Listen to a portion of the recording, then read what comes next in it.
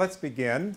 My name is Paul Crowley, and I'm the chief organizer of the course, but I am co-teaching the course actually with my colleague from Santa Clara University, Oliver Putz. We are both in the Department of Religious Studies at Santa Clara. And we are also being ably assisted by Simon Wiles, who is a doctoral candidate here in religious studies at Stanford. And we're very happy to have him on board. He just rescued us from complete disaster tonight. As is often the case with courses like this, just before you're about to begin, we have a technological snafu, and fortunately we came out of this one okay, thanks to our friend here, Simon. One day's work, sir. Yes, one day's work. And we'll be hearing more from Simon, hopefully, as the course rolls on. He's going to be assisting us with various aspects of the course, including, hopefully, some teaching with regard to it. Now, the way we will ordinarily do this is, as I mentioned, people will come in and please sign in before you come in or as you come in, and then be seated. This is an unusual course in that we did this last year as well. We have a hybrid course here that's been specially arranged by Stanford people, the Department of Religious Studies, and the Continuing Studies program, Stanford Continuing Studies. And so we have undergraduates here, we have a handful of graduate students, and we have continuing studies students. So we are all following the same syllabus. However, there will be an opportunity for undergraduate students to meet with us once a week for a discussion section. So they will be separated that way. And also, for the continuing studies people, there will be one extra session provided for you folks. That will be on the Monday following the last day of the joint session. I believe that takes us out to June 11th, if I'm not mistaken. And that will be an opportunity for all of us to engage in some deeper conversation that last night. So that's the way things are structured. We will have some guest lecturers as the course goes on, and you'll see that in the syllabus, which I'm going to be going through with you in just a moment. And for those evenings, there may be some people coming to attend to listen to the lecture. And those are generally people from the Stanford community, some from the Stanford Catholic community, which is actually the source of this course in the first place. So, but those will only be on the nights in which we have some of these guest lecturers coming in. Just so you know, the origin of this course, like the one we did last year on the Second Vatican Council, came from the Stanford Catholic community originally. There was a desire to engage the university in intellectual ways, but broader than just the Catholic community. And so Father Nathan spoke to the department chair in religious studies here, who at that time was Hester Gelber, and she very generously offered to sponsor a course through religious studies and through a special fund in religious studies, the Rosemary Hewlett Fund, which is providing the financial backing for the course, which is considerable in that we are bringing in guest lecturers and so forth. At the same time, we contacted Stanford Continuing Studies, and the good people there were equally interested, and so that's why we have this joint arrangement. So that's who we are, and that's what you have come to. But now what I'm going to do is to run you through very briefly the syllabus. After I do that, which will take probably 10 or so minutes, Oliver, Professor Putz, will take over and kind of break the course open with a general introduction to and background to some of the historical issues that attend this discussion in a dialogue between religion and science. Excuse me. We'll have a break, and then after the break, we can gather together for questions and conversation, just to kind of break the ice.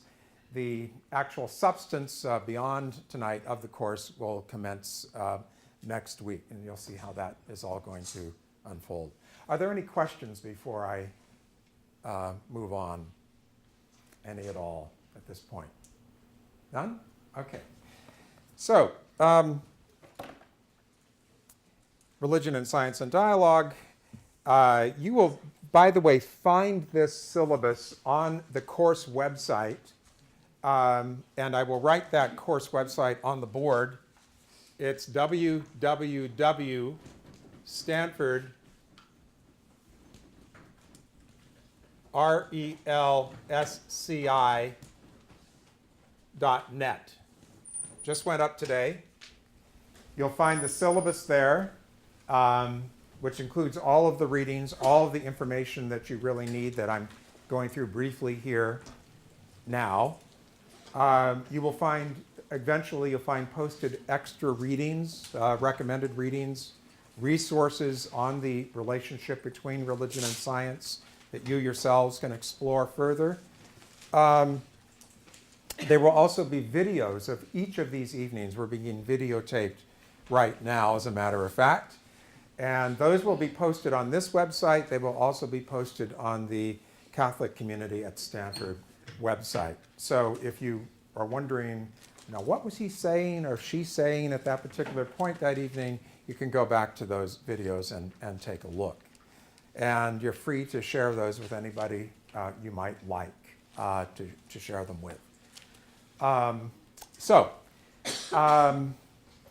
The one thing that might interest some of the students here is credit and what is required for credit. So I'll take care of that little housekeeping matter right now. Some people are signed up for 1 unit of credit. Some people are signed up for 2 units of credit. These are undergraduate students primarily. If you've signed up for 1 unit of credit, we're going to ask one 5-page paper from you at the end, which we can say more about a little bit later. But it's not a major research paper, obviously, and it's an opportunity for you to take one of the topics in the course and to expand upon it. If you want 2 quarter units for the course, then you would write 2 5-page papers. So they're very simple requirements for unit credit that we're asking of you. For everyone, for credit, you just need to show up. And if there's anybody in continuing studies who's looking for a grade, I think there might have been 1 or 2. If that's the case, then you simply need to write us a 5-page paper, and that will take care of it. Okay? So very simple course requirements. And then the rest of it is just keeping up with the reading on your own. And that is going to be posted in the syllabus available to you each week. These are some of the speakers who will be visiting the course, and you can read the bios on each of them, and Oliver will be going through some of them in greater detail as we move along. So this is the first day, March 31st, where we're looking at the big questions. Again, Oliver will be doing that for us. On the second day of the course, next Monday, Oliver and I will be looking at the question of method in both the natural sciences and in religious studies.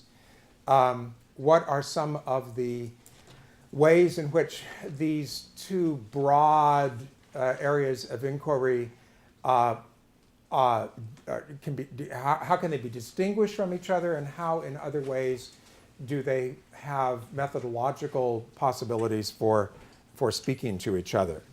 And this is going to require some understanding of the terms that we're using here in the course, especially when we're talking about religion, for example.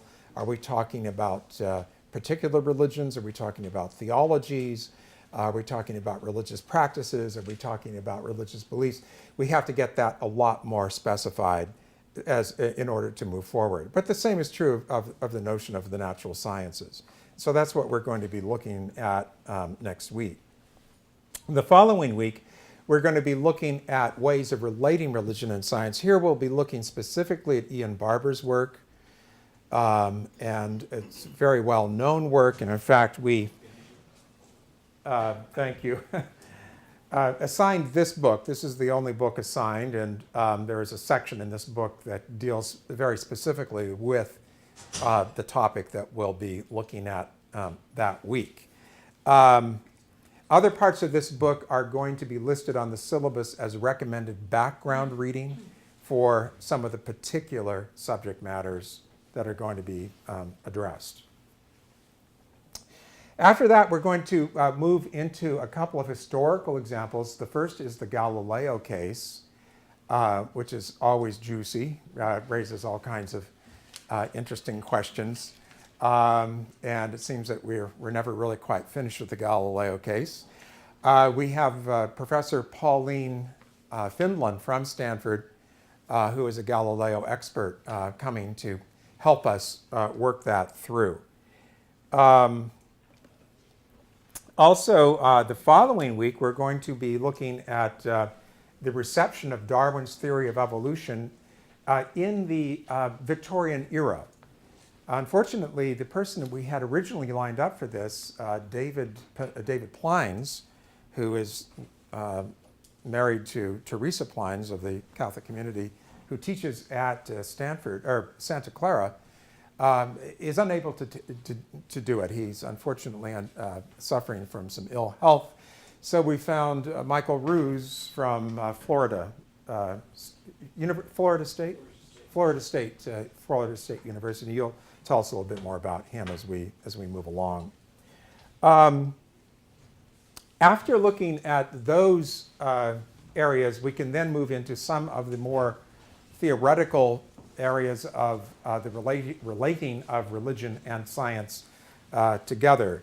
One of the big questions or issues that it's a rather classic one is divine action and the laws of nature. This all depends upon what we mean by God and how we define our terms here. But how can we speak of God in some way working in or through or in consonance with what we sometimes call the laws of nature? This is an enormously complex topic.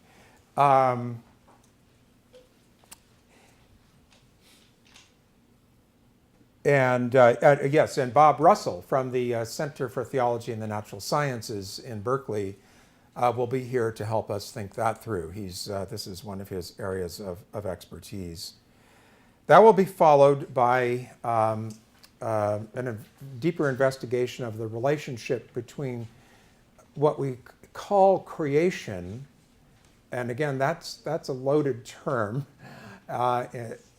It can denote a whole number of different things, and evolution, which is also loaded. But how do we, in some sense, think of creation or the cosmos in evolution, and what does that mean? And of course, we just in recent weeks, the last couple of weeks, we've received even more stupendous news to kind of help fill in some of the blanks there. Ted Peters who's a professor at the Graduate Theological Union and also is associated with the Center for Theology and the Natural Sciences in Berkeley, will be here to help us think about that. What about free will and biological determinism? Or is there such a thing as biological determinism? What is the human being? How free are we actually vis-a-vis our biological and biochemical constitutions? Celia Dean Drummond from University of Notre Dame who's done a lot of work in this area, will be here to help us think about that. And then the final joint session is with Tom Sheehan from our own Department of Religious Studies here at Stanford. And we're going to be looking here at the question of what is religiosity? How can that be understood both from the standpoint of religion, here you're looking at theories of religious experience and so forth, and also from a more scientific perspective. And Professor Sheehan's work has been in the area of what we call philosophical theological anthropology. So I think that he'll have a lot to offer there. And then the week following that would be June 9th, not 10th, June 9th, is when we will have the special session for continuing studies students. Okay? So that's just kind of a quick march through the syllabus, just to give you kind of an idea of where we are. Are there any questions? Yes. Yeah, this may be jumping into your first lecture, maybe possibly too soon, but you use the word religion continually. I'm wondering if you make a distinction between religion and spirituality. Yeah, I would. Well, certainly, I think you have to make a lot of distinctions. Spirituality, I would see as a dimension of religion or of religiosity.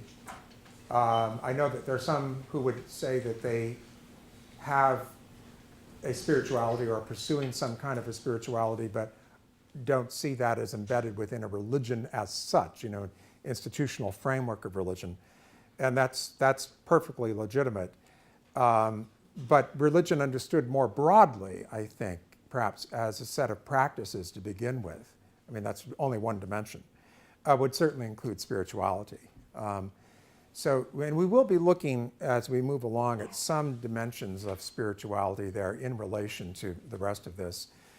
We're not going to be able, unfortunately, to touch on everything. But for example, when we do look at the notion of evolution and cosmic evolution, while we're not going to be actually investigating the theology of Teilhard de Chardin, there are some recommended readings there, and that would certainly be one of the ways in which you could open up that dimension of spirituality. I would say the deeper distinction to be made, and one that we really want to come away from this class understanding, is the distinction between religion, and that as it can be variously defined, and theology, which is you might say, a science of knowing that pertains specifically to faith. And we're talking primarily about Abrahamic faiths, with Judaism, Christianity, Islam. So there are discussions to be had between theology and the natural sciences, for sure. Some of that will come up under the rubric of religion. But religion itself is broader than theology per se. And it's possible to speak of religion apart from faith as it is understood in Western religious traditions. I mean, for example, if you're looking at Buddhism, I would argue that it's probably not, that the word faith is not apposite to talking about Buddhism. Because it's a very different kind of a construct, obviously not involving a theistic God and so forth. Anyway, we'll get into all of that. And we'll also even be talking about faith in science and how faith is operative in the normal work of science. So that would be a very important distinction, I think, to carry away. And what's your name? I'm sorry. Yeah. Great, okay. Mary Margaret? So is faith restricted to theology or to the broader aspect of religion? Faith appears in some understandings of religion, some definitions of religion, formulations of religion, but not all. Okay? And that by the way, raises one point that I think it's important to make. perhaps this course should have been called Western Religion and Science, because there's a very definite prejudice here from the get-go toward the dialogue between Western understandings and constructs of religion and the natural sciences, again understood within Western frameworks. There are other conversations that are possible that we could talk about and could imagine between religions that are not Western and science that is not construed in a Western way, or science that is construed in a Western way. So this does have a decidedly Westernized tint to it. And that's simply because, quite frankly, I don't know enough to be able to cover the whole gamut. But also because in 10 weeks, I think that we want to try to drill down a little bit rather than just stay on the surface. To the degree that we can expand the conversation, we certainly will, as is appropriate, or as may be appropriate. And your name is? I'm Alexander. Alexander.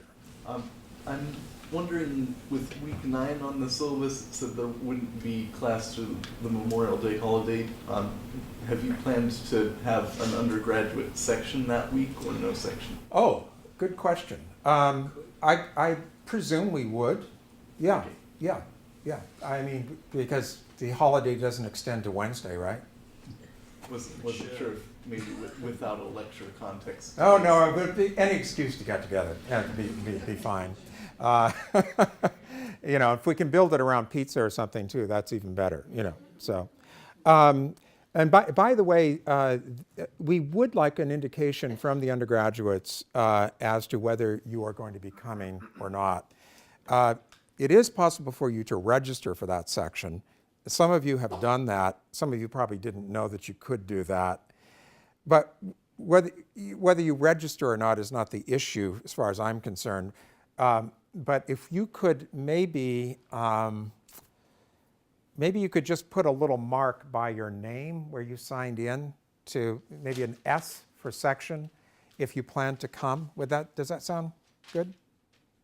So during the break or just before you leave. So we'd have some kind of a sense of how many to count on, okay? All right. Any other questions? And you, I should know your name, I'm sorry. Bill.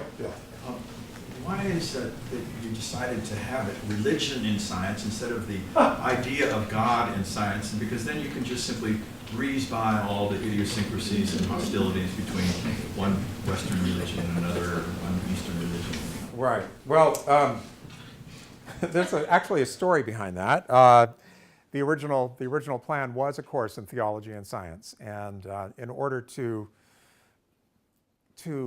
please all of the constituencies in a university, you put your course through a number of different committees. And so by the time it came out of the committee process, it was religion and science. Let me just put it that way. So, which is just fine. It's just fine. We will, you know, this is an organic process, and it'll develop into whatever it develops into. And we'll just help guide it and look forward to your participation, your reading, your questioning, your engagement with the issues and the topics that we raise. All right? Great question. All right. I think right now we could hand the show over to Oliver, but we have to do this transfer here too. Maybe I can just say something about. I can say something about my view on whether theology and faith go together. I think all these, I mean, as Paul said, we will have always to define our terms, which is difficult. But I think when it comes to defining theology, a term that am I okay here? Is that good? Test. I can touch it. Does that work? Cool. Thank you. You're welcome. One definition of theology that I really like is fides quaerens intellectum, faith-seeking understanding. So if that's your starting place for theology, you would actually start with faith. So in other words, what's the difference between a theologian and a religious studies scholar? The theologian starts with faith and reflects on his or her faith. The religious studies scholar does not have to be involved in the faith at all, right? And can study this. I mean, you may be, but you don't have to, right? So you can basically be a scientist of faith or a scientist of the faithful and study the faithful, like biologists study, well, whatever biologist studies. I should know that I'm a biologist, but I won't be saying anything. Okay. All right, so I thought I'd just quickly give you a little introduction of who I am, because I'm kind of piggybacking here in this course. As Paul said, Oliver puts, I'm over at Santa Clara as well. Theology and science, I say it, or religion and science, is really my cup of tea. My first PhD is in biology, and then I taught and did research, and then I decided crazily enough to go back to school and get a second degree. Don't stay in school, kids. Don't do that. It's crazy. It's way too expensive. Don't do it.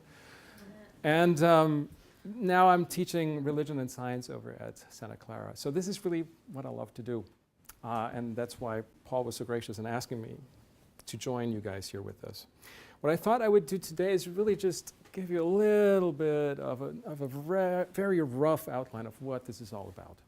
And yes, as Paul said, we have a distinctively Western edge to it. We apologize to those who don't want that, and to those who would rather have it very clearly, we apologize as well. So, what is it about? What is religion and science about? I mean, what are the questions? What is the problem that we're dealing with? What I'd like to say is, it's not this. I mean, it is partially this, right? I mean, this is how people usually see it. There are these two things that are at each other's throat and fighting each other. That's actually, we'll talk about this a little bit, about this approach to religion or theology and science, but it's not what we were after. What we're after here, and what also the guest speakers that we invited here are after, is a more productive way of relating these two approaches, right? Can there be a productive way of relating these two? So there seems to be something, I mean, this image that these two are at war seems to be, at least in the United States,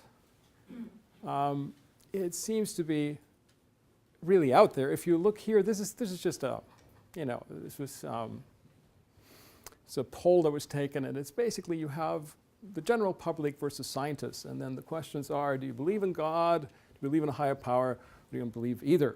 And as you see, when you say believe in God, the scientists are down here, and then don't believe either, and a higher power, a few of them. But you see that there seems to be something that these two things don't align. Religious people seem to not align with the scientific people. What's the date on that? What? What's the date? This was 2007, 8, 5, I don't know, something like that. It's fairly recent, fairly recent. I'm looking at the first two, saying God and higher power could be one and the same. It could be. How is someone making a distinction when they took this search? That's right. And that's, that's a very good question. It could be the same, though what you will find oftentimes is that people, a lot of people who don't consider themselves religious in terms of being associated with an organized religion, feel that the word God might be too restrictive. And they want something that is going with something along the lines of higher power. Now, personally, I agree that these questions here are not the best. But they seem to, and that's why I'm saying it's seemingly suggesting that there is actually this kind of divide, right? This bifurcation between a scientific mind and the religious mind and so forth. Again, I'm not saying that that's really truly the case or has to be the case. So, general perception today very often is you are talking about two disciplines making irreconcilable claims about reality. Right? That's a very common approach and thought. The question is that really true? Are they irreconcilable? Again, is there a possibility, if they are reconcilable, to relate them productively? Can we do that so there can be a conversation that somehow brings insights from both these conversation partners together and leads to something productive? Now, philosophers of science and also Catholic priest, Ernest McMullin, said that the question of how science and religion should interrelate is primarily an epistemological one, about how two different sorts of claims to knowledge are to be related. So you have knowledge claims coming from religion, knowledge claims coming from the natural sciences. How can the two relate? Now, if that's really the case, if you approach it from that perspective, if that's the way that religion and science should talk to each other, you're actually not truly talking about merely religion and science. Now we're really moving closer into the realm of theology and science. Why is that? It's that little word they used, epistemology. If you define theology, as I said earlier, one way of talking about theology would be to say fides quaerens intellectum, faith seeking understanding, trying to make knowledge claims, reflecting on your faith, coming up with knowledge claims. Karl Rahner, Jesuit theologian from the 20th century, put that this way. He said theology is the science of faith. Paul mentioned that earlier. He says it's the science of faith. It's the conscious and methodical explanation and explication of the divine revelation received and grasped in faith. So that also goes, again, I think, I'm sorry, I forgot your name. Mary Margaret.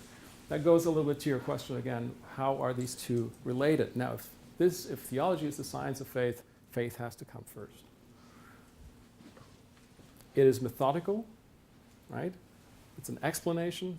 At that point, it's truly an epistemological approach. But is religion entirely epistemological? Well, it is partially, absolutely. I mean, this is part of religion.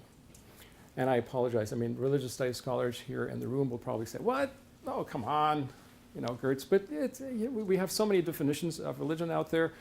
And as we talked about today, Simon agreed, there are much worse definitions out there than this one. All I want you to show here is this. What Clifford Gertz is saying is a religion is a system of symbols. Okay? They act to establish powerful, pervasive, and long-lasting moods, okay? Motivations in men or women, by formulating conceptions of a general order of existence and clothing these conceptions with such an aura of factuality that the moods and motivations seem uniquely realistic. Okay, that's all fair and square. The point is, religion is much bigger than just what you do when you do epistemology. It's not all about knowledge claims. Religion has something to do with practice. Religion has something to do with living faith. So there's more here. And there's more you cannot necessarily approach theologically. You can reflect on it, yes. But the content of the experiences, per se, are in the realm of ontology and would have to be addressed phenomenologically rather than epistemologically. Yes, question? Yeah, could you define epistemology for us? Ah, yes. Epistemology versus ontology. Sorry, my bad. Okay. Epistemology is basically the philosophy of how we know. Now, what is knowledge? What would you say knowledge is? What we know? Okay. It's like, that's a good start, but how would you define what we know? I mean, what is knowledge? When do you know that you know something? How would you define knowledge? How is knowledge different from believing something? Justified true belief. Justify true belief. I think that's a fairly good definition that a lot of people would use. Knowledge is faith and is belief in something that is true. Would that go right? Of course, now we're just get to the next problem. What? I don't believe knowledge is what you believe in. I think knowledge is separate than faith. Well, that's why we said believing that which is true. Believing that which is true. Believing that which is true. Now, the problem, of course, is what is true. How do you determine something is true? Now, there are many ways you can do that, right? One way that epistemology tries, or an epistemological approach would try to do that, is actually by trying to come up with a method that allows you to avoid the traps of going down the wrong way and making sure you're going down the right way, getting to truth. Okay, that's one approach. That would be the epistemological approach. What is ontology? Well, ontology deals with the question of how things are. Now, when you attempt an ontological analysis of belief, or of anything else for that matter, one way you could start with is actually experience. So what an ontological approach would be after could be understanding. What an epistemological approach would be after is knowing. What's the difference? Well, we covered knowledge. Knowing would be believing in something that it happens to be true. We have to make sure it's true, therefore we usually use a method in order to explain what's going on. Understanding would deal with finding a way of relating to things in your world, and a way of being in the world. So one way to distinguish understanding from knowledge would be, for example, this. If I ask you to explain what time is, you can do this scientifically. You can tell me something about the astronomical reasons why we talk about day and night, right? The Earth is rotating, moving around the sun, that gives us months and years and all that good stuff. And we can come up with a scientific explanation of time. I can even tell you how to scientifically keep time, right? And then we can talk about relativity, and we can say, okay, if gravity increases, time becomes really awkward and all that stuff, but we can come up with a good explanation, more or less good explanation of what time is. Fair enough. But how does that help you to understand what it means to be human, mortal, and existing in time? It does. It helps you. You have to consider it. But it doesn't give you the entire answer. The answer that you have to negotiate, what does it mean to be mortal and existing in time, you don't find necessarily only by thinking about how time comes about astronomically. As a matter of fact, you negotiate that answer every morning you get out of bed, because you know fully well that this might be the last day of your life. And you negotiate that in a way of how you get out of bed and approach your day. So it's a way of being in the world that has to do with understanding rather than with knowledge. If you live religion, and this is what I was trying to get at here, if you do theology, let's start there, the science of faith, you reflect on your faith systematically and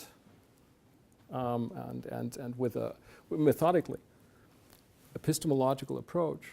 What you're trying to do is really come, at the end of the day, what you want to come up with are knowledge claims. This is what we know, a belief that we happen to think is true. We do this methodically, the science of faith, as Anna said, right? I'm not that bad, am I? People are whistling already? Okay, good. If, however, you want to deal with these aspects of religion that go beyond merely the reflection, the intellectual reflection and critical reflection on your faith, and deal with how you live your faith and negotiate an understanding of what it means to be a human being in relationship with this, whatever it is that we believe in, you negotiate that in the way of how you are in the world vis-a-vis that other being, whatever it is. You negotiate that in prayer, you negotiate it in your faith life in general. So that's where the difference lies. So when our friend McMullin says it's an epistemological approach, then he's talking about a scientific approach, an explanatory approach, and that would be an approach that would actually have to be more theology than religion and science. Do you see the difference? Does that make sense, or is... Yes? I took one course in epistemology 25 years ago, but one idea stayed with me, that I remember a definition that we know a thing in either one of two ways, by direct sense data. Mm-hmm. Like in a trial, I saw it, I smelt it, I tasted it, Mm-hmm. or we know it because we accept the testimony of another who saw it, Mm-hmm. tasted it, Mm-hmm. whatever. And that both religious systems and scientific systems use that same. If science didn't do that, it'd be fated to repeat in every generation the same studies that were done. Mm-hmm. Mm-hmm. You have to take somebody's word that they did this study or they observed it. I mean, that brings us to the question, when do we know something to be true? Now, sense data is great, but you have to take that with few caveats in mind. I dare you to come up with sense data for quantum mechanics or for relativity for that matter. I mean, that goes way beyond our sense experiences. Now, why that is would be an interesting question that might come up next week when we talk about how science works. But, you know, there seems to be something here that goes beyond our sense experiences. The other thing is, are our sense experiences always reliable? Right? So if I talk to a schizophrenic, that person will insist that the voices were real. So from that perspective, you're right. I mean, sense experience is something that we always take very seriously when it comes to epistemology, but it always has to be somehow, you don't want to use the sense experience and make a mistake. That's Sure, where the you method could comes in. be Exactly. mentally healthy and still have unreliable sense Exactly. data. Exactly. Whereas when I start from a phenomenological perspective, I mean, I could do a phenomenological analysis of the experience of a schizophrenic. Now, I personally can't do that very well because I'm not schizophrenic, but it would be possible to talk about that experience and find some understanding of what it means to be a schizophrenic, which happens on a different level. It would not be an epistemological analysis. It would be a phenomenological analysis, which is ontological and deals really then more with getting at this question rather than that. I understand your example of our experience of time where we have sort of the scientific experience, which we understand through astronomy, and then the ontological experience, what does it mean to be human and mortal. But couldn't you argue that as we learn more about neuroscience, science is going to give us an epistemological answer about our experience of time and what it means to feel like... Next question. No, okay. I'll tell you why. We'll get to that next time more. We'll talk next time. Paul will talk about a little bit about the metaphysical presuppositions of religion, religiosity, and so forth. I will talk about the stuff for the sciences. Now, the point is this. The fundamental presuppositions that you have to do science are not scientific. The fundamental presuppositions you have to have are not epistemological, they're ontological. I'll talk about this next time a little more, but in order to do science in the first place, you have to assume there's a world out there. How do you know that? Don't tell me you do an experiment. That doesn't work. That puts the cart before the horse. Do you see what I mean? You have to assume that there's an order in nature. How do you know that? Again, you cannot do it because I ran an experiment. That doesn't work. You have to assume that there is the order in order to run an experiment, in order to answer a question that you think can be answered that way. You do this because you experience it. Right? So if science were to explain everything through its epistemological approach, it also would have to explain the ontological foundations on which it is based, which it cannot do because science is not equipped to do that. It has to presuppose them. Do you see what I mean? So if you say that a reductionist or a materialist reductionist approach would explain everything, and we ignore the rest, we focus entirely on the outcomes of neurobiology, you're making a metaphysical presupposition, a metaphysical claim. This will answer the questions that I need to do, that I need to have. Science is potentially the only way to the truth. And you end up in rough waters. I'll talk about this more next time. It's kind of good to leave you with a cliffhanger that kind of brings you back. Okay, is that for now a fair? I mean, we'll get back to that question throughout the class, and there will be many interesting people here who can ask the same question. And I'm sure that Michael Roos will have lots to say to that, and he's a pure pleasure, although I disagree with him fundamentally on so many things, but he's a great pleasure to hear. So you'll hear him speak more about that. Any other questions on this right now, or shall we? Yes? Back on the mention of sense data and evidence for relativity specifically, how would you classify, basically, for lack of a better term, technologically mediated sense data? For example, running an experiment where you put two separate clocks on planes going in separate directions around the Earth, and then when they land, you see that they've desynced. Yes, that's how you then get evidence of a particular type that answers the question and explains your question about something that at this point doesn't arise so much out of our experience, but arises out of the theories and scientific concepts that we had beforehand. The theory makes predictions. Those predictions go very much against our experience. Then we use those techniques and the technology involved in it in order to answer the question. And that's exactly, neurobiology doesn't do anything else. Are you a neurobiologist by any chance? No. You can say it's not a bad thing. Some of my best friends are neurobiologists. No. You know, you deal with things that you can't, I can't see.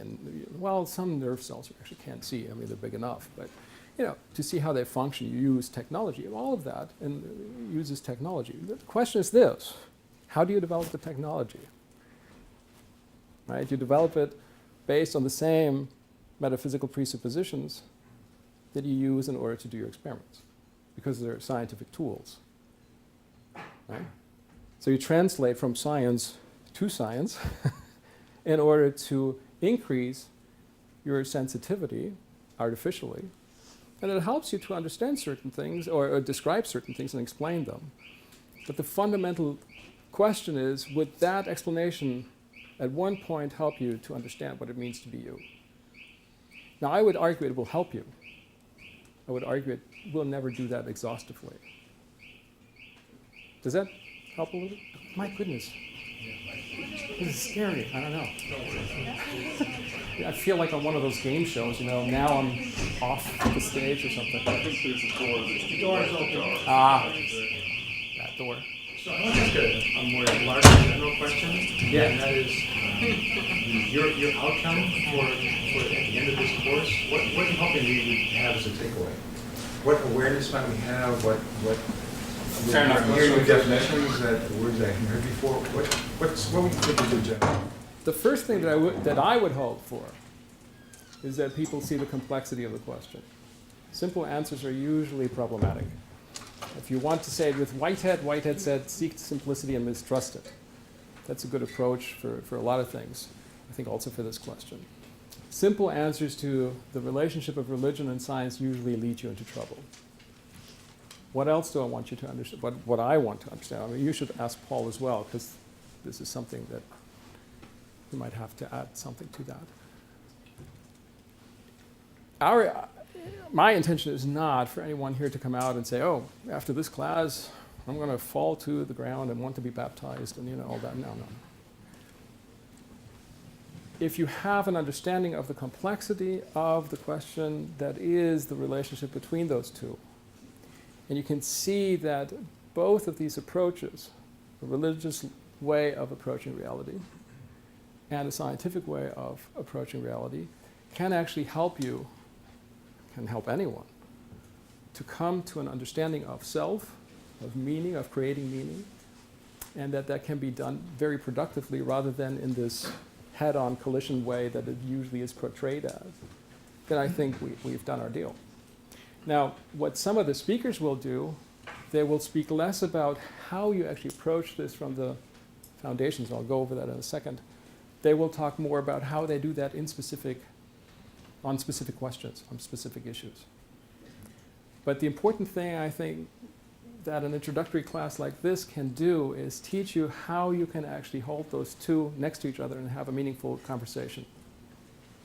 If you come out of this class and still think that Richard Dawkins has a good approach to religion and science, then I feel I have failed. If you come out here and say that maybe not Dawkins, but some other smart atheists have a good approach, then I would be very happy.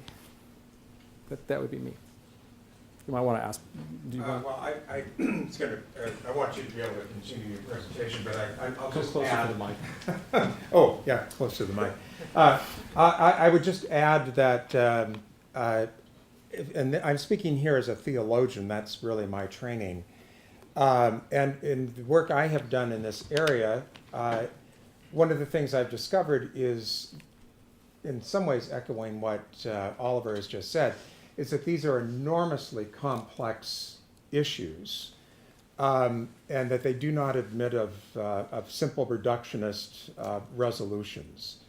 But very specifically in speaking, as a theologian, in the matter of faith and specifically in relation to the question of God, I think that science is a great partner in expanding the theological imagination, opening up these domains in ways that if you're only working within a certain kind of dogmatic theology, that's just simply not going to happen. You're going to be stuck with, or remain within certain kinds of highly boundaried understandings of these matters. To go back to what you were saying a little bit earlier, the theology classically understood by someone like Anselm was fides quaerens intellectum, faith seeking an understanding, but it's actually more of kind of an epistemology, exactly. epistemologically based understanding. But I think that there's that if people could come away from this course with a certain sense of humility, frankly, about the claims that are made either by faith or by science in terms of exhaustive knowledge of reality, then I think we would also have succeeded somewhat. So what we're trying to say is that we're humbly trying to make you humble, which is not very humble of us. But we're trying. All right. So McMullin gives us what I like to call McMullin's rule, and he says this is how Christianity in particular he views could deal with that relationship. He says that the Christian has to aim at some sort of coherence of worldview, the coherence to which science and theology and indeed many other sorts of human constructions like history, politics, and literature must contribute. He may indeed must strive to make his theology and his cosmology consonant. That's the operative word here, consonant in the contributions they make to this worldview. But this consonance is a tentative relation, constantly under scrutiny, in constant slight shift. Basically, this is, yes? Could you define consonant? That's what I was just about to do. Thank you. It's nice when they set you up. Get there. What does he mean by consonance?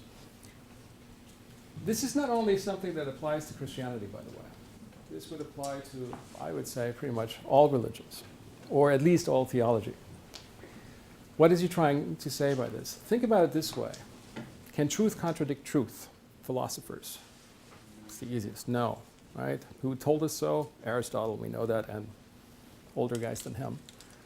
Right?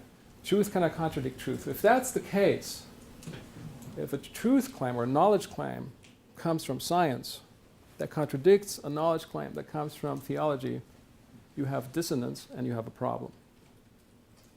How do you deal with that dissonance? If you have a knowledge claim that is made by the natural sciences that does not contradict knowledge claims that come from theology or from religion, then you have consonance, and then there is, well, I don't want to say no problem, but for the believer, there is the possibility of bringing those two things together without running into severe problems. You no longer have Darwin and Jesus going after each other. Of course, the question is, at what point is such consonance reached? How can you reach such consonance? What does it take to develop such consonance? Once you have it, however, you have to remember, and this is an important part, it's really just a tentative thing. Why? Science is in motion. Science changes. So is theology. One, I think, of the biggest misunderstandings of theology is that it is something that is unchanging, monolithically sitting there, and we just tell you what to do and then you regurgitate it. Theology is evolving just as much as the natural sciences are. Now, if it's an evolving conversation, then obviously your consonance has to always be reconsidered. Example, well, if you look at a consonance in the 17th century between theology and science, it would have been a conversation perhaps between a creation theology and Newton. Well, since the 20th century, Newton is not out, but certainly narrowed in his relevance, right? Now we have other things to consider. We have relativity, we have quantum mechanics, we have an evolving universe that started with a Big Bang. And as far as theories, and that's what Paul was actually referring to, as you all know, there was, well, you must know, because this is Stanford. Okay, you know what I'm talking about, right? The background radiation There are fluctuations, little electromagnetic waves that go through there, so you can see actually the ripples that go through space-time, which goes back to the Big Bang, shows us that the Big Bang actually happened, and the expansion after the Big Bang, the immediate expansion that actually took place. Yes. The Russian scientist here at Stanford who developed this theory Yeah. seemed to have a metaphysical view to go with his scientific view. Because he said, well, I don't believe in a creator. It comes in with the multi-universe approach. So how do you deal with that? It would be nice to have him here, actually, as part of this course. Yeah. True. Dialogue with it would be great. and see what his metaphysical assumptions are. Yeah. Because I think in his theory, he threw in a lot of metaphysical assumptions. Every scientist has metaphysical assumptions. No matter what you do in science, you always throw in a lot of metaphysical assumptions. The problem is that scientists usually are not trained philosophically. Well, that's what I felt about his statement. It seemed like he jumped from his empirical theory to metaphysics. Well, the underlying principle here is science is the only way to the truth. And we'll talk about this next time, but since it comes up now, I will ask you to think about that sentence. What's the matter with the sentence, science is the only way to the truth? There's something fundamentally wrong with that sentence. It's faith-based. Faith-based. How so? It doesn't, it starts with something unproven and simply states a conclusion without working toward it. But if it's true, what's the problem? No, also, when it's based, materialistically based, it's limited in its. If it's true, what's the problem? There's no way of determining the truth value if that's the. Why not? Did everybody hear that? It's not possible to determine the truth value of that statement. Why not? Because you have nothing outside of science. It's the only truth. I think you're moving in the right direction. Yeah. It's not falsifiable according to science itself. Exactly, it's not a scientific statement. If you say science is the only way to the truth, you're making a non-scientific statement. Okay? Now the problem is, now you have a paradox, like the liar's paradox. If I say this statement is a lie, I'm either speaking the truth, therefore I'm babbling meaningless stuff, or the sentence is actually meaningful, in which case it would be false. The same applies here. If science is the only way to the truth, and the statement itself is not scientifically testable, therefore no scientific statement, either it's false but meaningful, or it's true but meaningless. It's a classic paradox. So now I did it. I answered your question. I thought I could hang it over to the next time. Well, I'll bring that up again anyway. It's kind of the fall of logical positivism, right? Yes, you know who's really good at using that stuff? Who was really good at it? Bertrand Russell. He used that all the time, except when it came to religion. Then he actually fell right into it. Anyway, we'll get to that later. But this is the problem with the presuppositions, right? All scientists have metaphysical presuppositions. Now, Bob Russell will come to us, and I'll talk about this in 1 second. Bob Russell will come to us, and he will talk about, he's actually, okay, to give you a quick update on Bob, he is a physicist by training. He has a PhD in physics, he worked as a physicist, he taught as a physicist, and he is also a theologian and now works as a theologian. And his work is in theology and science, specifically on questions like Big Bang cosmology, the future of the universe, and so forth.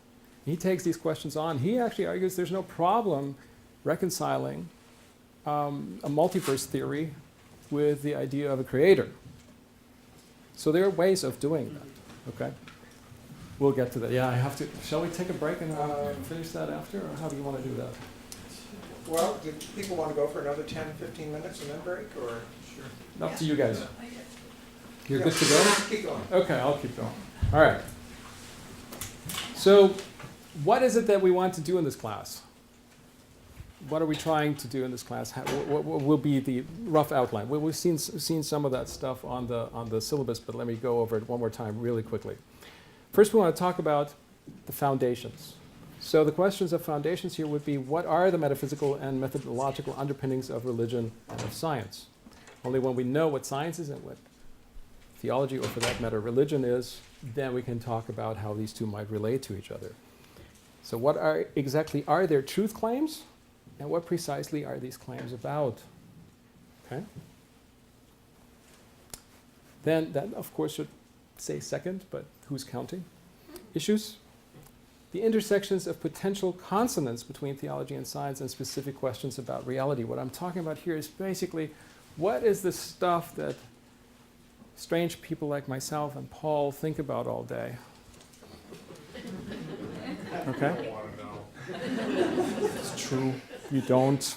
But, okay, when they pay us. All right.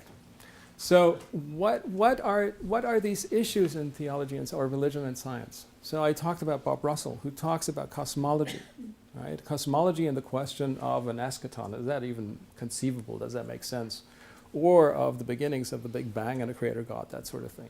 I myself, I'm a theologian and a biologist, so I talk about questions about evolution. So we will talk about certain of these issues, and that's when we bring in the big guns and the really smart people. And they will tell you about that and about their work. Okay?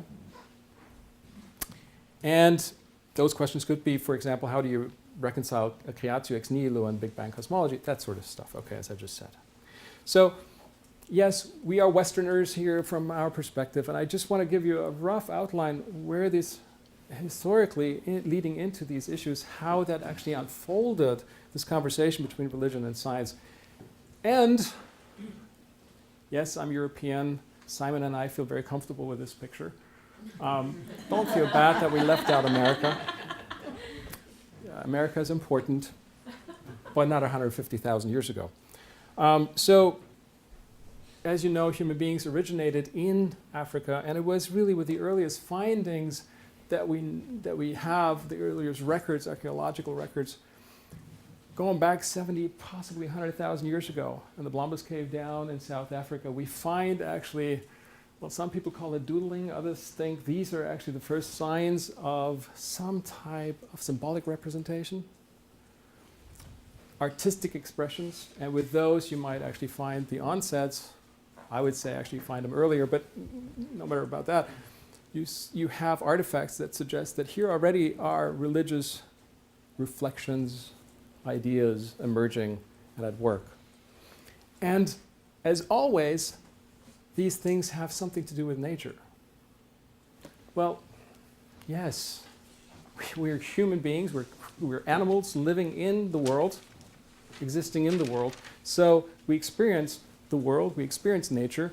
And so a lot of early representations of religious experiences, most likely that's what those are. They these cave paintings in Europe most likely have some religious elements to them. Deal with nature. So the question of how you understand nature and how you live with and in nature and how you deal with that experience of, dare we call it the transcendent or something else, those questions are fundamentally there the moment that our species arises. Again, I would say they were actually there even before our species arises. Now, what we will be focusing on here, we will not talk about much about the old Egyptians, but as you may know, monotheism, to believe in a transcendent creator God, one God only, well, in the Western tradition, people often point to Akhenaten, and you might be familiar with that. Akhenaten went from a polytheistic view to a monotheistic view. And then his son became pharaoh and everything was turned back, and that was meant to be forgotten. Now, some of his writings actually, his ode to the sun, he believed in Ra, the sun god, made its way into some Judeo-Christian writings, right? Into the Psalms. You find actually texts that are that made their way into the Psalms. Now here again you find the sun as a natural phenomenon that has something to do with the idea of the transcendent. Now, in all fairness, most African religions are monotheistic. So this is a fairly Western view when we say it started with Akhenaten. But again, this is we pursue here, and we apologize for that again, a little bit more from a Western position. If you go on in time, of course, a big important developmental phase was this one here, Greek philosophy, the natural philosophy. of the Greeks. Sure, here now we have the god of the philosopher coming up for the first time, but that has shaped dramatically Western thinking about theology and nature, religion and nature ever since. If you go on in time, well, ancient Israel is certainly an important part. Again, here too, questions of God were always negotiated vis-a-vis nature, vis-a-vis being in nature. And we come into the early Middle Ages. Here now, distinctively Christian, of course. This is St. Augustine. And here we have really the first time that this dialogue between theology as a way of reflecting on faith and the natural sciences unfolds. Does anyone here, by any chance, is anyone here familiar with Augustine, or you guys say Augustine? I apologize. Augustine. Pace. Sorry. Is anyone here familiar with Augustine's book, De Genesi ad Litteram, How to Read Genesis Literally, from 395? No? Nah. It's one of his less known works, obviously. What he does there is... He has a great section on time. Exactly right. Not only on time, it's on creation. What he's trying to do in that book is really this. He says, look, we have the Genesis report, and it tells us about how everything came about. Well, how do we read this? What do we have to read literally? What do we have to read metaphorically? You know. And what he comes up with is actually then an analysis of how we have to understand these, for example, 6 days of creation. Are these 6 24-hour days? He says, well, that's kind of nonsense. First and foremost, it's nonsense because the earth is round. So where did those days start? Then look at when the light was created and when day and night was created and how that unfolded. Well, that doesn't add up. Right? So he comes up with really good, in his time, scientific reasons why those, this is a true relationship between now theological interpretation and scientific explanation. He comes up with a good reason why some of these things must not be read literally. Right? Doesn't end up by saying, therefore, the whole idea of creation is wrong. Right? This kind of thinking, of course, develops even further and becomes more systematic with the High Middle Ages. St. Thomas Aquinas and Albertus Magnus, his teacher. Here you really find people that took the signs of their times very seriously in their reflections on theology, on their understanding of belief, God, and so forth. So at this point, as you see, I mean, we're now reaching the Renaissance, and up to here, these two, religion and science, were not really at odds with each other. They were hard. It was hard to separate them from each other. They were really interdependent, if you like. Right? Now we come into the Renaissance, and now, of course, we know how at least the 19th century story goes. This is when finally the dark ages of before are done, and people start to think for themselves. And here we see. And I love these images. I mean, right? This is Copernicus, and it looks like a 1920s Hollywood film set or something. Truth blows us here. It's great. But that's exactly, I mean, this is, I mean, it's funny, but that's exactly the kind of imagery that is being used in the 19th century to show the difference between religion and science. Religion left us in the dark. Here now, truth brings the fresh wind that finally gets us somewhere, right? And no one else, Copernicus, great dude, yes, he did it fantastically, but no one else did it as good as this man here, Galileo. This is when it all starts. Well, we'll see whether that is really true and how complex that story is. Who's that? Galileo? Galileo, yeah, that here. How about Newton? Well, Newton certainly fits in there. There's no question about that. I mean, there's a lot that could fit in here. But Newton is not the one that we look at and say, this is where modern science starts. That's more these two gentlemen here. That's why I brought those guys up. Now, in the 19th century, fairly important development in philosophy and in viewing the world This is when positivism comes up, right? You have Kant and Mach, and here you have the idea that, this comes, of course, out of that whole development, the idea that by science we actually can eventually understand and explain everything. So now we have this problem, this metaphysical problem that I just touched upon earlier, the problem of science is the only way to the truth. This comes now out more and more to the fore, right? And so then we get into the 20th century, and then a lot of things happen. We have, in the 20th century, we have logical positivism. And the logical positivists were folks that actually pushed this whole issue a little further, especially the first three, and here the last gentleman. These guys did it mostly based on the work by this man, and this is, of course, Wittgenstein, Ludwig Wittgenstein. And Wittgenstein famously was celebrated as putting the death blow to metaphysics, although I'm not sure that he would have been happy with that. We talked about that earlier, that he probably wouldn't have gone quite as far.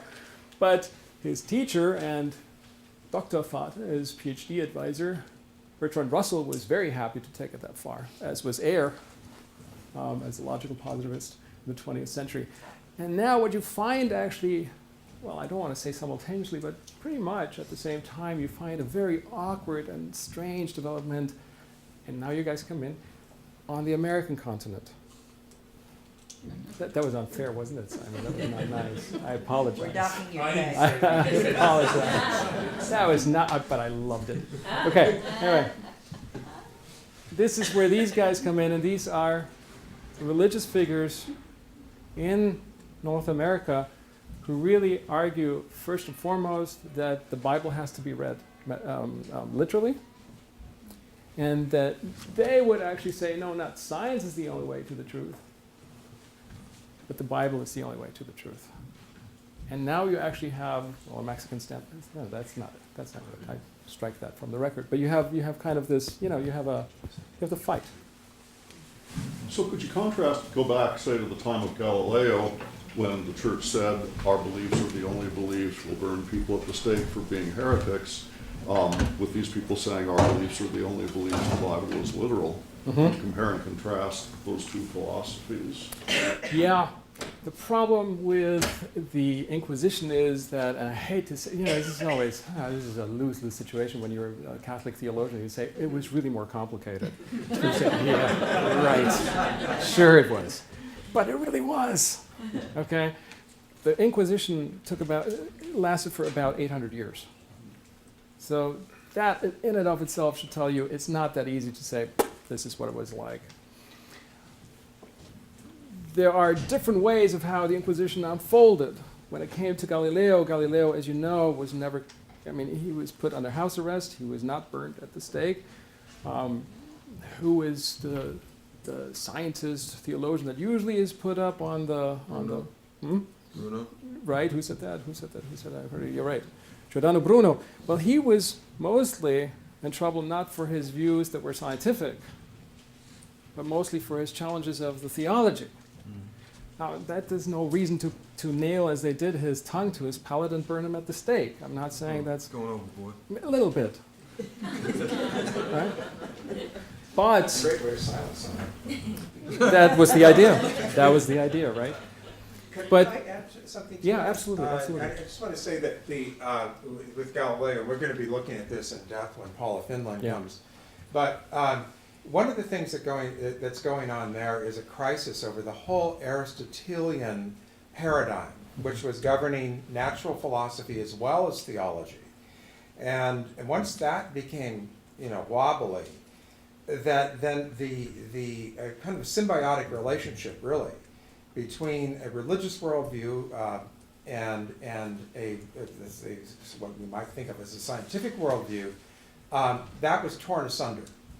And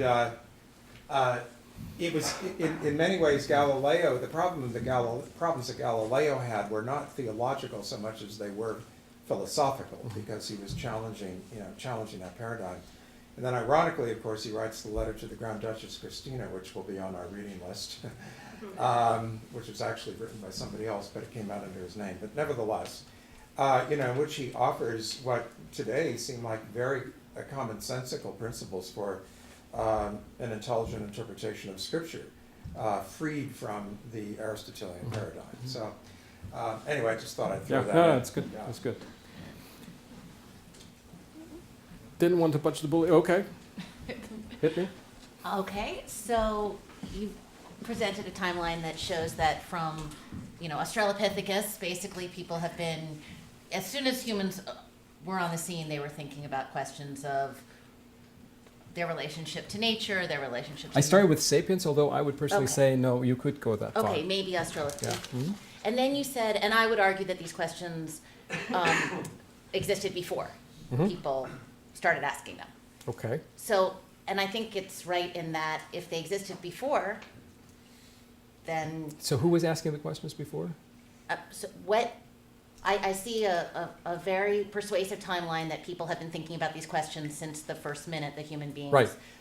arrived on. But you're saying... But I'm saying what, the and questions have- you said, people have been thinking about these questions from the first minute that Right, there were right, right, humans, right, and I would argue that the questions existed even before. But are you saying somebody asked the questions or the questions existed? You suggested that the questions existed before. You Well- said, and before people Okay, existed. I'm not a Platonist, okay? So I don't think the questions kind of float around there. No, I thought and- that you and- said, I would No, I no. would say that. I would say that, for the questions to be there, you have somebody to ask them, right? So the reason why I said that the question was asked before was because I believe that there were actually, for example, non-Homo sapiens Okay. or other Homo species that asked the same question. What I'm trying to say is that there were now extinct hominids Okay, that as long I as there were believe... as long as there have Yes, been thinkers, yes. these questions. It's not have that the been asked. questions existed in the ether, Okay. but rather that there were people, Okay, as there long as were pe- beings As long as that there are address those beings questions. that Yes, are doing yes, some form yes, of thinking, yes, they've been yes, asking yes, these yes, yes, questions. Okay. yes, absolutely. Thank you. I didn't mean to come across as a Platonist. So I realized back in time, over the centuries, that women were not represented very much when it came to religious thinking and such, but I'm wondering if you can mix in your timeline in the 20th century, some of what women might be saying. We can do it in the Middle Ages. Can it So- be in your so- timeline? Because I saw all men as you went. Yes, that's true. Now, one problem with that is, unfortunately, it was mostly men. And it's not my fault. That's Well, the voices that are less represented, but I guess But- you can dig up some. Yeah. I mean, if you think, for example, there was Hildegard von Bingen. People familiar with Hildegard?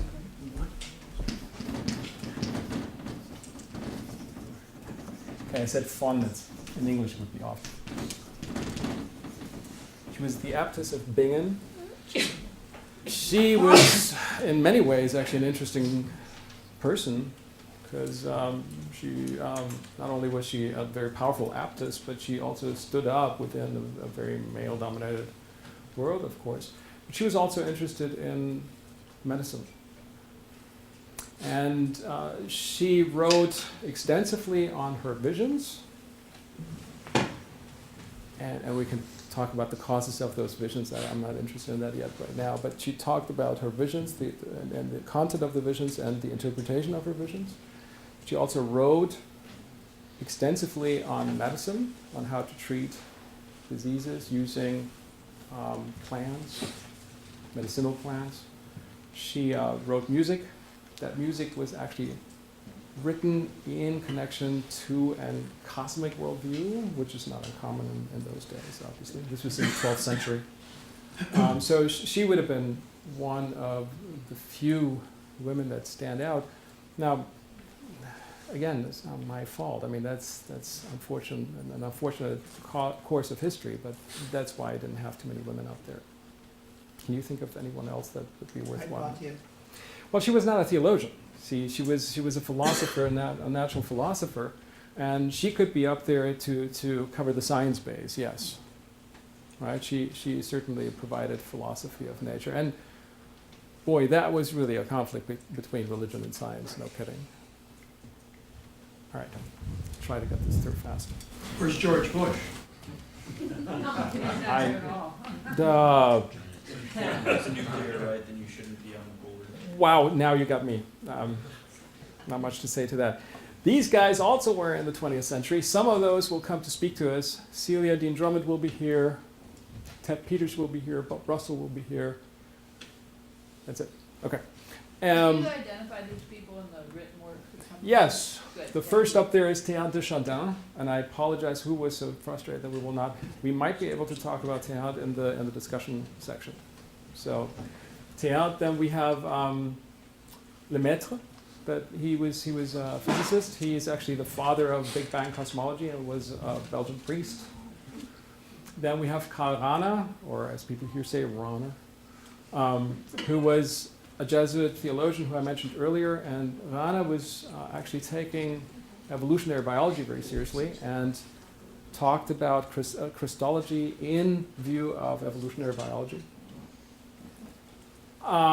Then we have Ian Barber, who recently died on December 24th last year, and the book you have for this class, that was him. Pannenberg, Wolfhard Pannenberg, the guy with the I was just about to say the guy with the glasses. That didn't work well. Up there, the very serious-looking fellow. German theologian, a Protestant theologian. He also takes physics very seriously and speaks of the divine and divine action in terms of fields that he uses analogically to physical fields.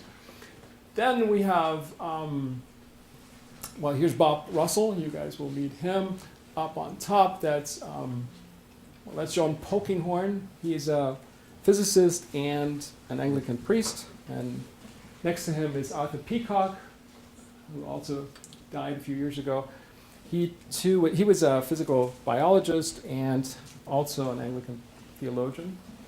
Then we have Jack Hod. Jack Hod is a Catholic theologian.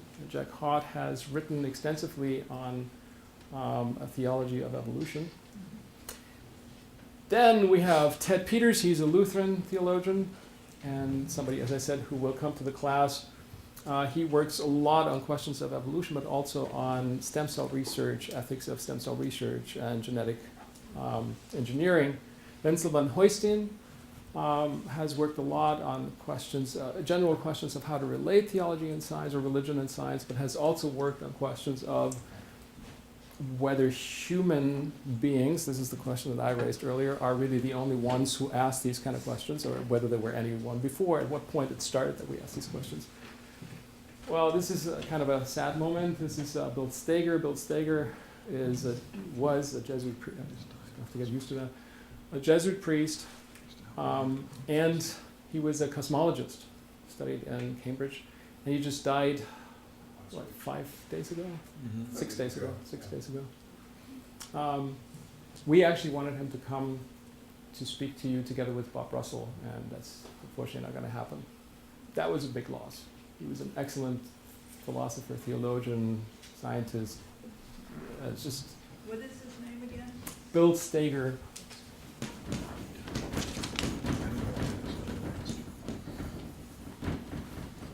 Excuse me, he used to help me out at Corpus Christi in Tucson, Arizona, and there was a big article in the paper in Tucson, but it didn't say how he died.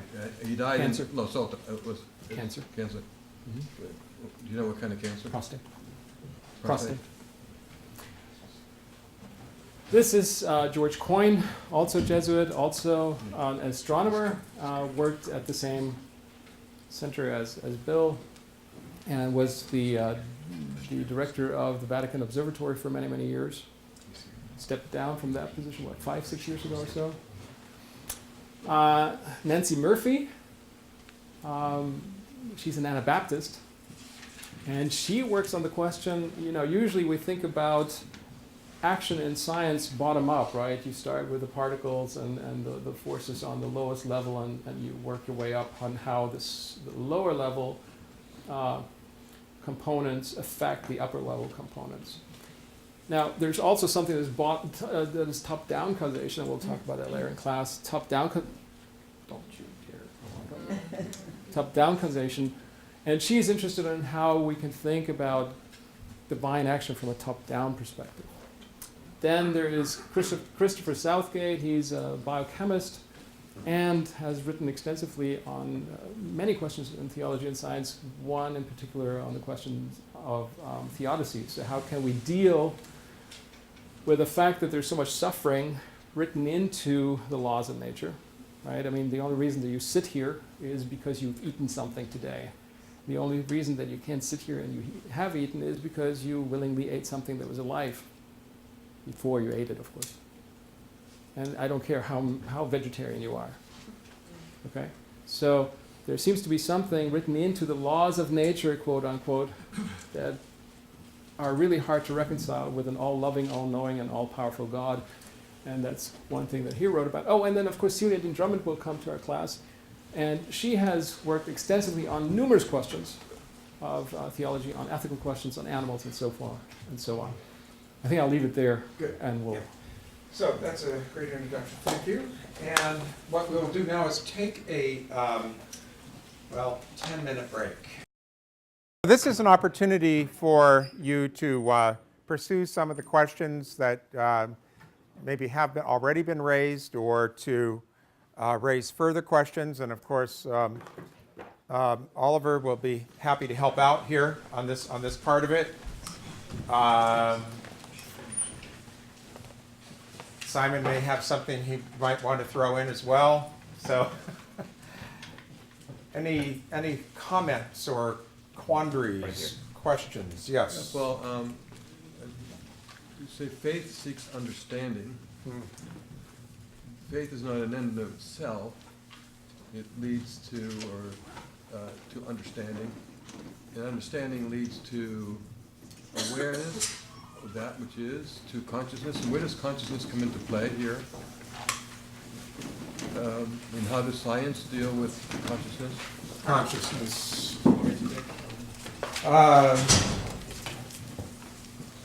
Well,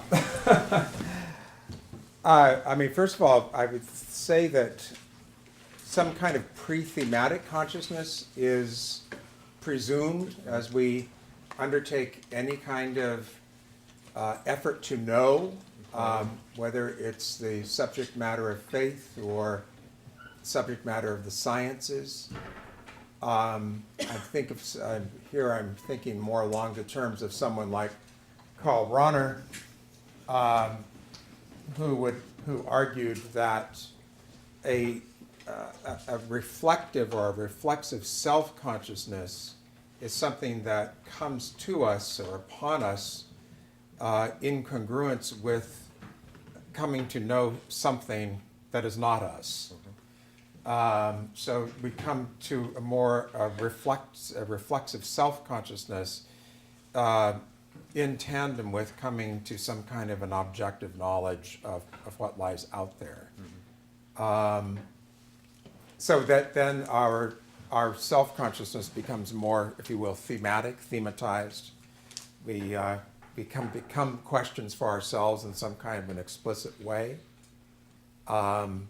Understand ourselves as in precisely something that cannot be fully explained, something that is inexhaustible in a certain sense in its knowability. Would you want to add to that? So, in a way, to know something, first of all, I have to believe something's there. I have to have a belief. No? There has to be a fundamental trust in the coherency of reality, I think. Right. And then in that belief, then you seek out your what? Understanding of it? Well, Go ahead. Yeah, go ahead. We were just, but I just want to say we were speaking a little bit earlier of, and I'm not sure I totally would accept this, but nevertheless, we were speaking of belief as the knowledge of that which we hold to be true. Isn't that right? No. Knowledge would be the belief of that which happens. Oh, okay, the other way around. Mm-hmm. Yeah. So I would say that one way that I would address the question of self-consciousness, and you talk, we're in the word game. When is it consciousness? When is it self-consciousness? People define these terms differently, but I would say that when it comes to self-consciousness, it's really the move that Paul was talking about into the thematized reflection about something, which means you actually have concepts. You use language All right. to reflect on something, which is exactly what our friend Anselm was trying to do. That's why intellectum here is not understanding in the sense that modern philosophy would use it, but rather really in the sense of knowledge. So if you take that distinction that I used earlier between ontology and epistemology, I would say that self-consciousness is what you need to do epistemology. It doesn't mean that you negotiate the meaning of your existence necessarily always self-consciously. In other words, you don't necessarily reflect on it consciously using language, but you have a pre-thematic, or you can also say, pre-thematic is fine, way of negotiating what it means. What it means to be you.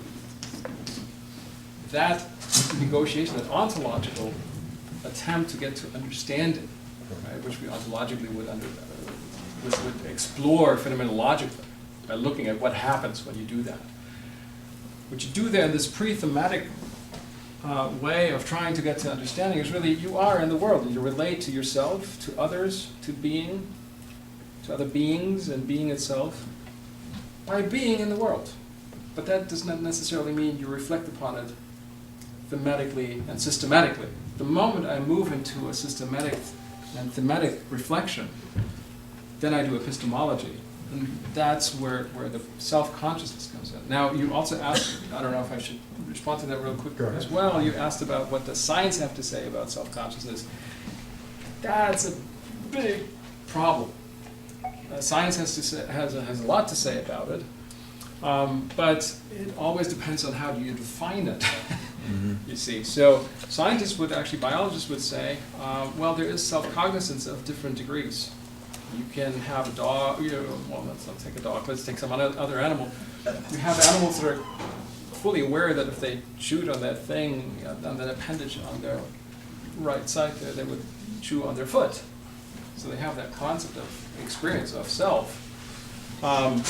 If you take a sea anemone, what that actually has, what the sea anemone has to do is actually, it has to put a certain secretion on each tentacle so it doesn't start to eat itself. Right? So self-cognizance here is something very different. So there are degrees of self-cognizance that have to do with the complexification of basically of your central nervous system. And without prefrontal cortex, they would argue, you have enough cognitive oomph under the hood to reflect upon yourself in all these different ways, linguistically and so forth. And there's certainly truth in that those are important correlates to have, neural correlates to have. If you don't have that, you will not be able to be, may I say it, properly self-conscious. We know that from not experiments, but from people who have brain damage. Right? So if you have people who have particular areas in the prefrontal cortex damaged, they will exhibit very strange behaviors, often also regarding to themselves or themselves vis-a-vis others. So there is a lot that science can tell us about how we actually go from that pre-thematic to the thematic. And that can help us to understand what we do when we actually work epistemologically. William James, when he was writing Will to Believe, took a different approach. He said that faith is part of our passional nature. Yeah. It's not necessarily so much, the Greek tradition is, it's rational, very rational. So he says that the way you test that is not the way you're talking about, but by the results. He's a pragmatist. Yeah. Exactly. So it's a whole different approach, and that became the basis for a lot of study of religion after that. Absolutely, and that's very, James was incredibly So influential. I'm surprised you don't have him as part of the course, but that's just. Well, actually, you have to take my undergraduate course at Santa Clara, where we're reading the varieties of religious experience, as a matter of fact. Yeah, I mean, his whole approach is one that's very congenial to an American understanding of religion, and I couldn't help but think of that when I saw that Clifford Geertz thing up there, because he talks about moods and moral feeling and so forth. Yes, these are elements of religion and of religious experience, I suppose, but in my view, part of the problem with somebody like William James, or Schleiermacher for that matter, is that the religious it's rooted in and sometimes reduced to the experience understood as a range of feelings, and I think that doesn't do justice to what we're talking about when we're talking about religion, or even the experience of the numinous, for that matter. Well, he feels that you're not going to come to any clarity about religion because there's so many different religions. Well, and he may be right. I mean, you can come up with a number of different kinds of templates, right, to understand religion in various kinds of ways. But I mean, the nature of the beast is that you're not going to get pellucid clarity in all instances whenever you would want it. That's just the way it is. Yeah, that's why it resists quote unquote scientific explication. And what's your name? Thomas. Thomas.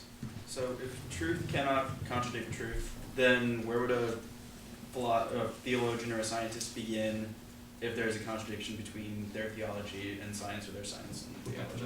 Class 3. So Well, I bet I want to just address that.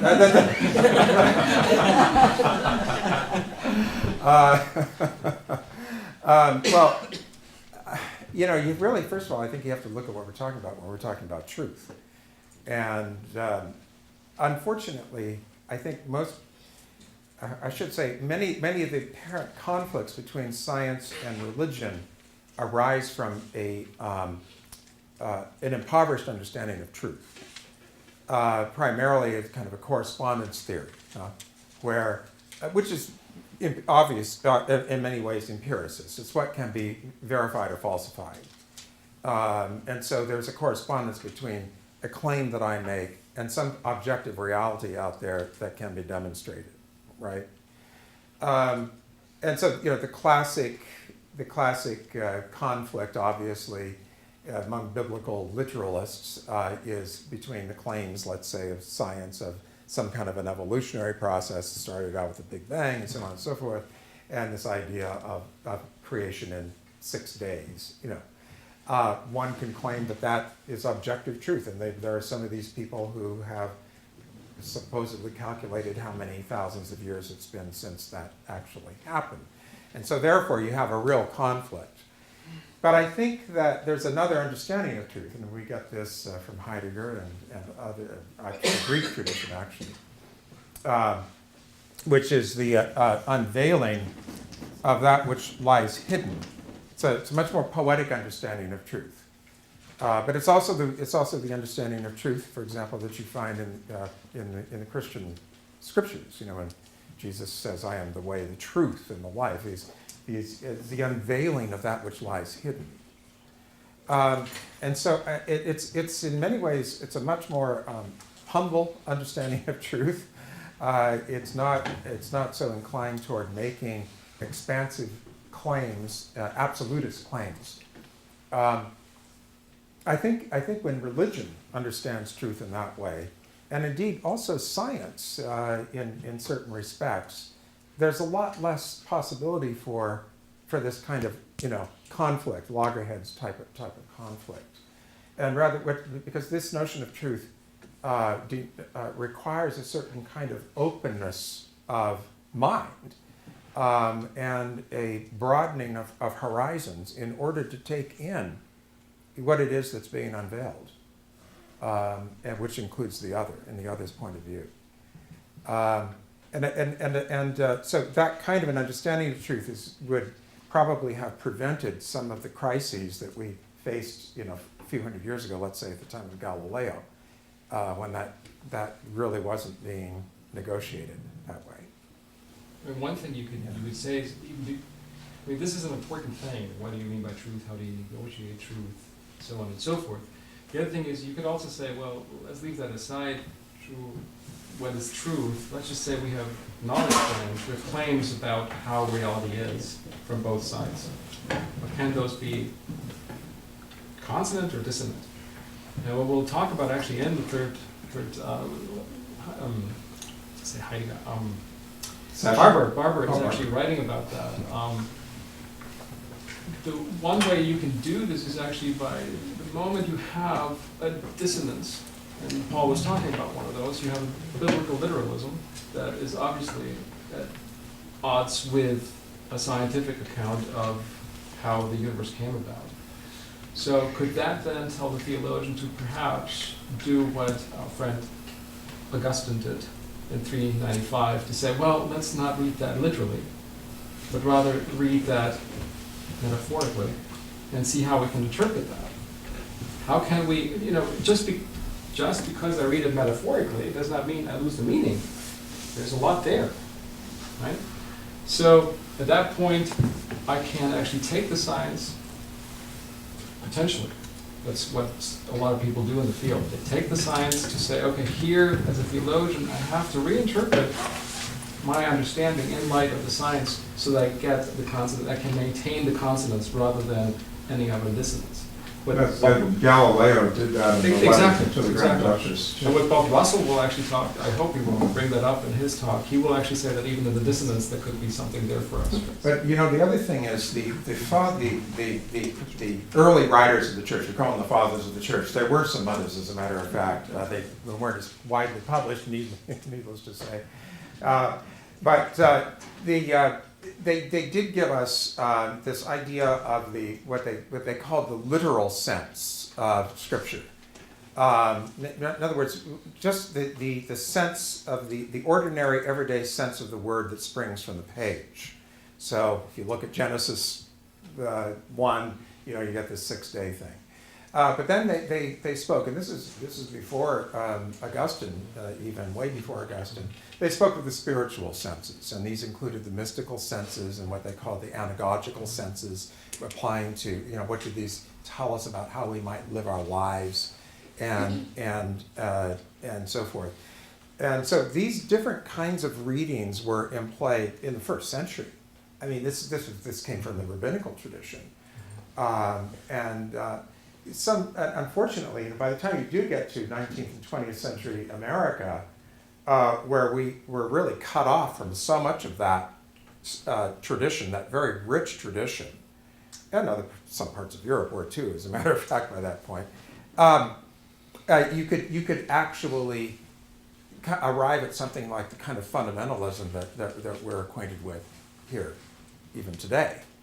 But that is you can only get there if you do away with the art of interpretation, valuing the complexity even of something like Scripture, which was understood in the first century. Yeah. I might be jumping ahead of the lecture, and I do agree that faith and science can be very compatible, but then aren't the two inevitably going to clash when humans kind of hubristically tend to veer into God's domain with acts such as cloning or perhaps stem cell research? Well, I think you're talking about some very difficult ethical issues, and I think one could say, or judge, that certain kinds of uses of technology, scientific knowledge, could be hubristic. I mean, I was just reading today Heidegger again, Discourse on Thinking, in which he's talking about the dangers of atomic energy. And he's saying, this can be put to good use, but at the same time, he doesn't use the word hubristic, but it can also, inevitably will, he thought, lead to the loss of our humanity. Because what would supplant this more meditative way of approaching reality would be purely what he called calculated thinking. I think one result of that could be a loss of transcendence, a loss of the sense of God. Well, certainly a loss of transcendence. Karl Rahner talks about that in his essay on the word God. How if we lost that word, we would have lost all sense of transcendence, and we would be reduced to the level of clever animals. But I don't know that all of that means that what we are brought to inevitably is a conflict between science and faith. I think it might be more of a kind of a reckoning of what we want to do with the knowledge that we have arrived at. We can't stop knowledge. We don't want to stop knowledge. And the question is, I think, what do we do with it, and how do we apply it? And those are not easily answered. I mean, even the technology of stem cell research has changed radically in the last 10 years, so that the kinds of issues that were raised as massively important moral issues 10 years ago involving, fetal tissue and so forth, are more and more marginal because of the availability of tissue from and cells from other places. And I think so science continues to change, and it's a constantly shifting field, I think. And again, I think it's a matter of how we appropriate the knowledge we arrive at, rather than see an inevitable conflict between the two. I think it would be a conflict between two ethical positions, not between religion and science, or theology and science.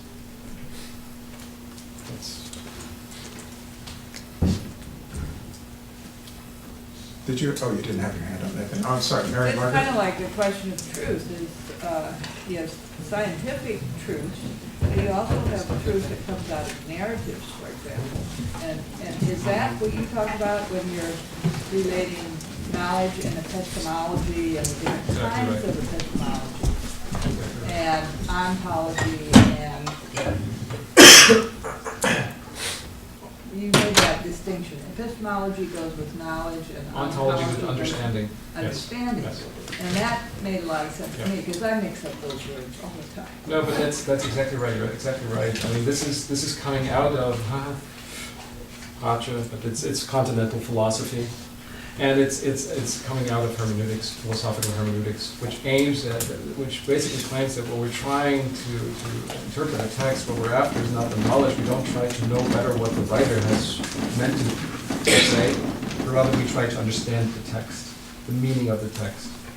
And the idea there is if my way of understanding myself in the world, if I think of that as a horizon, something that always kind of shifts and is never fully reached, and I think of the meaning that is possibly hidden in the text equally as a horizon, when those two horizons fuse, at that moment new understanding can arise.